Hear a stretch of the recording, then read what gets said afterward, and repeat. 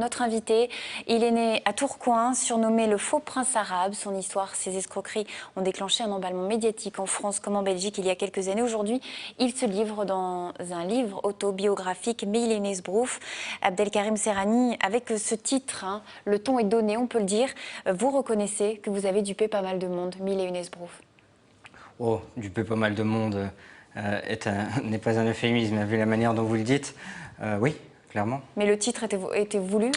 Le titre est voulu car ça met directement les pieds dans le plat et les gens savent directement à quoi s'attendre, à savoir un livre qui leur promet un tas d'aventures et un voyage aussi humain, ouais, aussi humain que prenant. Alors dans votre livre, vous racontez d'abord dans les premiers chapitres votre enfance, une mère qui vous manque, qui vous abandonne, un père absent. Est-ce que vous aviez besoin de raconter cette enfance, peut-être pour vous expliquer ensuite votre parcours?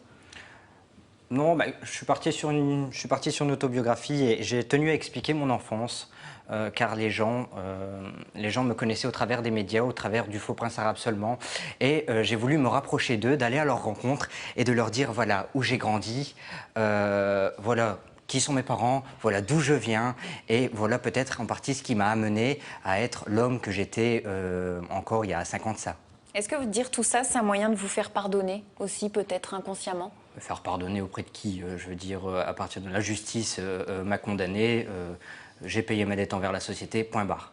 Là, vous dites dans ce livre, vous voulez vous venger des adultes qui vous ont fait souffrir. Est-ce qu'il n'y a que ça ou est-ce qu'à un moment, il y a eu aussi l'argent qui vous a attiré tout simplement?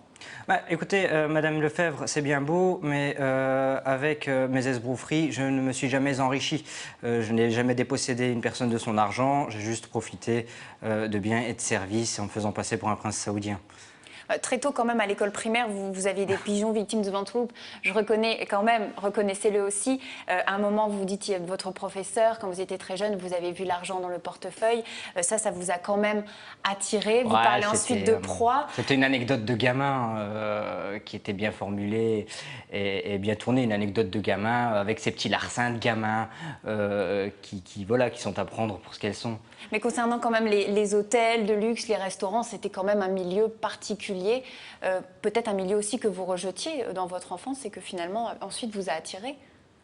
Attiré, oui, parce que tout ce qui est beau et superficiel comme ça peut être tentant, mais quand on se rend compte, je veux dire, de la connerie qui y règne et des discriminations qui s'y trouvent, ben oui, forcément, on a une rage certaine et moi, voilà, pourquoi je me suis fait passer pour un prince arabe, l'idée était de les prendre à leur propre jeu. Je reviens un petit peu sur le mode opératoire pour faire partager à ceux qui n'ont pas encore lu le livre. Oui. On sent que tout est bien réfléchi quand même. Il y a une préparation.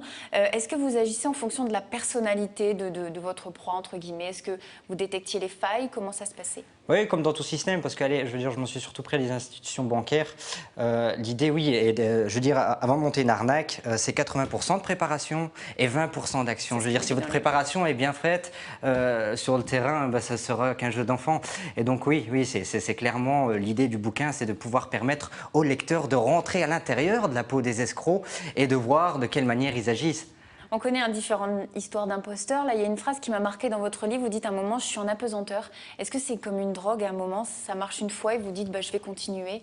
Ça vous amène un petit peu d'adrénaline? Oui, ça va un côté adrénaline, comme ça, de prendre la peau d'un personnage, de rentrer dans un rôle et je veux dire de vivre une situation qui est quand même assez hors du commun et hors norme. Oui, ça m'a apporté une certaine adrénaline à l'époque. Alors vous avez eu plusieurs personnages dans votre casquette. Est-ce que vous savez aujourd'hui qui vous êtes réellement? Est-ce que vous êtes trouvé? Abdelkarim, simplement. Et c'est pour ça que mon bouquin porte le nom d'Abdelkarim Serrani et non pas du faux prince saoudien. Votre histoire donc pourrait donner, on le sait, un film. Le scénario nous prend vite, le livre est facile à lire, il va vite. Est-ce qu'il y a déjà, on sait qu'il y a déjà eu un film américain sur une imposture, Attrape-moi si tu peux. Catch Me If You Can. Oui. Catch Me If You Can avec Leonardo DiCaprio. Est-ce que vous vous êtes dit pourquoi pas moi finalement, pourquoi pas le cinéma? Est-ce que c'est dans les clous? C'est dans les clous, on m'a toujours dit que j'étais un très bon comédien. Maintenant, bon, la suite nous le dira.